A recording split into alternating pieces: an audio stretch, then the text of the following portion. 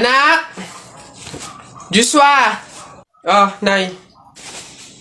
Magsilab ka nga doon sa harapan. Ha? Bakit naman? Eh di ba't kakalibing lang ng lolo mo? Pamahiin yon. Kailangan magsiga para makapunta agad sa langit yung lolo mo. Eh? Ganun ba? Sige. Mga pamahiin na yan. Wala naman akong Nay! Wala akong masigang kahit anong basura dito. Ano ba yan?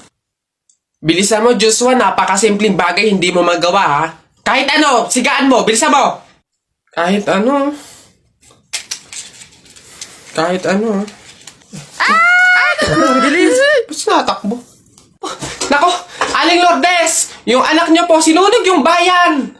Diyos ko po! Ala! Tinamaan kang magaling na bata ka! Ba't sila nagtatakbo ba? Okay naman ang mga yun. Pamahiin, di ba? Pamahiin, di ba? Kailangan sundin yun. Okay na mga to. Ano bang lasa ng sisiyo? Isipin ko na lang. Chocolate. Chocolate.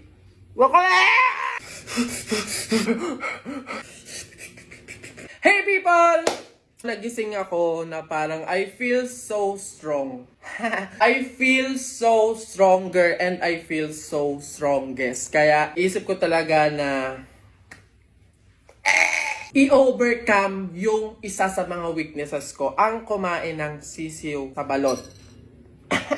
Simula pagkapanganak pa lang mga people, hindi pa ako nakakain ng sisiw sa balot. Ang kinakain ko lang yung dilaw at saka yung matigas, tapos yung sabaw. The rest, yung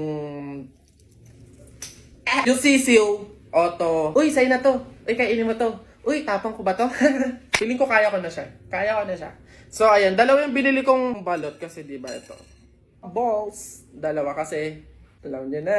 Boys can relate. Ang gagamitin kong suka, etong ordinaryong suka talaga. Yung literal na suka. Kasi parang hindi nag-cum laude yung nagtitinda ng balot. Kasi yung binigay niya sa aking suka, butas pala yung plastic. Tumapon siya, B. Masabaw siya, B. Makatas siya. Nakikita ko na agad yung balaito. So, ito lang naman yung gusto ko talaga sa part na to, yung sabaw. Oh my God, after ilang years talaga, ngayon na lang ako nakakain ng balot. Kasi hindi naman talaga ako mahilig sa balot. Sobrang naaamis talaga ako sa mga talagang kayang kumain ng sisiw. Hindi ko kasi ma-imagine talaga. Pinabalatan ko na siya. Sana maliit lang yung sisiw para naman talagang makainan. Hindi naman sa maate. Ano papakain nyo kung hindi nakakain ng sisiw? Ganyan siya. Paano to? Kinakain na siya ng buo? Look at that! Nanginginig ako kasi parang nadidiri talaga ako. Ito yung maganda sa balot. Yung parang buo na siya. Pag kinain mo siya ng buo, hindi mo na mapapansin yung sisiw. Yung iba kasi di ba parang gutay-gutay yung loob. Okay. Ayun siya, B! People, ayun siya. Ayun yung balat. Ayun yung balahibo niya. Ayun o, ayan. Kita niyo yan? Alam niyo ba, sabi ko, mapapakain lang ako ng mga ganito, yung exotic food, mga bulate, palaka, daga. Mapapakain mo lang ako pag pang TV lang, ganun, yung mga Pinoy Big Brother, ganun lang. Pero kung mga ganun.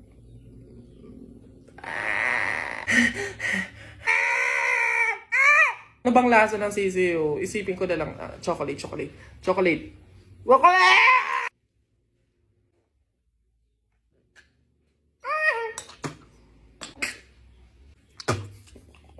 Ba't ang lansa niya?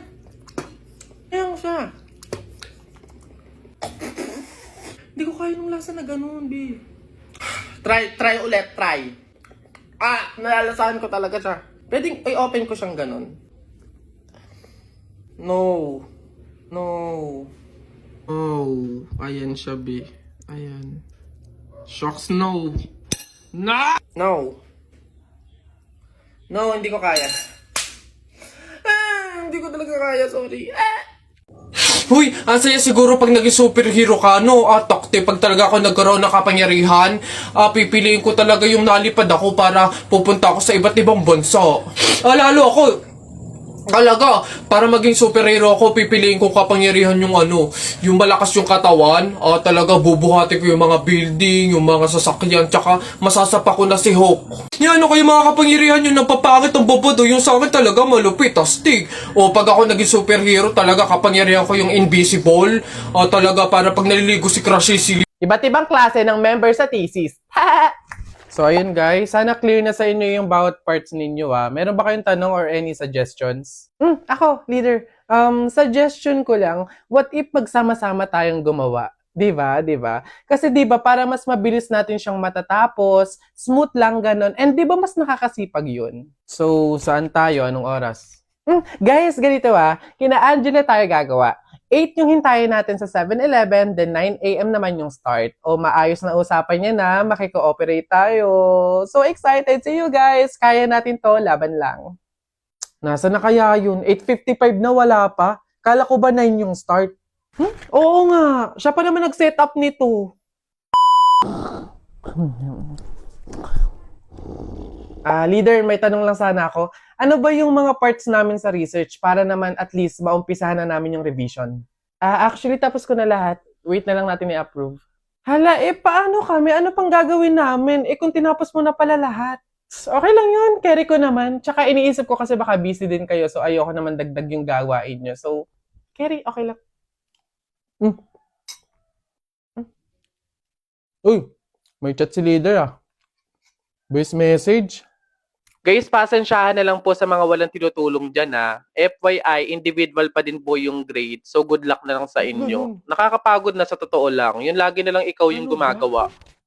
Te, hindi mo kami pinatulong, te. Sinabi mo, tinapos mo na lahat. Ngayon, magreklamo ka. Mats din tong leader na to So, ayun guys, start na tayo mag-print out ng research natin. Need natin magambagan ng tig 100 pesos.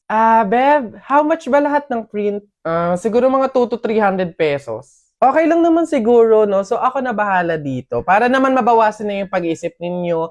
And gets ko naman yung iba na medyo kapo. So, ako na to. Ako na din bahala sa food ninyo, sa print out, book bind, and everything. Basta, kayo na bahala sa buong papers ng finals. Okay lang naman siguro yun, no? Shucks, guys! Good luck sa defense natin bukas, Kaya natin to. Yes! Good luck sa atin, guys! Let's go! Lo, Saan lumitaw yun? Ay, buhay ka pa pala, be. Halos buong semester ka kasing hindi naggalaw ng baso, Dinaig mo pa yung multo, at least nagpaparamdam. Ikaw halos hindi na. Ikaw buong introduction, Guys, may tanong ako sa inyo. Kung sino makahula nito, basta ako bahala, may premyo sa akin. Okay, yung tanong ko, ano yung pangalan ko? Start with the letter K. O, i-comment nyo yan. Tapos babasahin ko kung sino yung nakatama ng sagot.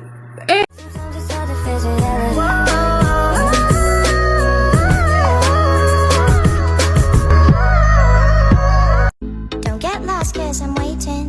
Summer feelings are waiting, boy. You and me is more than 100 miles. You and me is more than the gray sky. Look, you asked me to join you, okay? Naglayas tayo. Now you don't even know where we're going? Will you just let me think for a minute, okay? Nauubusan na tayo ng gasolina. Kanina ka pa drive na drive. Will you just shut up and let me think for a minute? Bakit mo ba ako niyayang maglayas? Look, this is the first time I'm going to do this, okay? How do you expect me to... Ikaw ang lalaki. You're supposed to know what to do. Well, I don't know what to do! Oh, what's wrong with you? He's so stupid. This is all so stupid. This is not only stupid. This is wrong. Where are we going? I'm taking you home. What? I'm taking you home. Get in the car!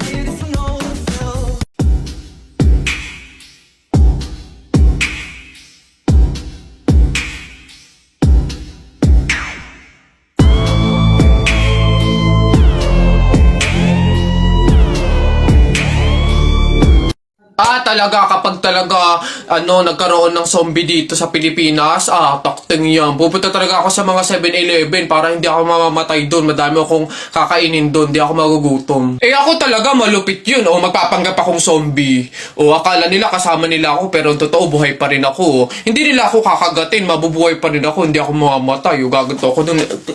Ayun na yun, mas astig yung sa akin. O, kukuha ko ng mga baril, yung mga shotgun. Talaga, pagbabarilin ko yung mga zombie na yan. Sino ba yung mga maiingay na? Hoy, hoy mga bata, kayo magsiuwi nga kayo sa inyo. Ang babaho ninyo. Iingay.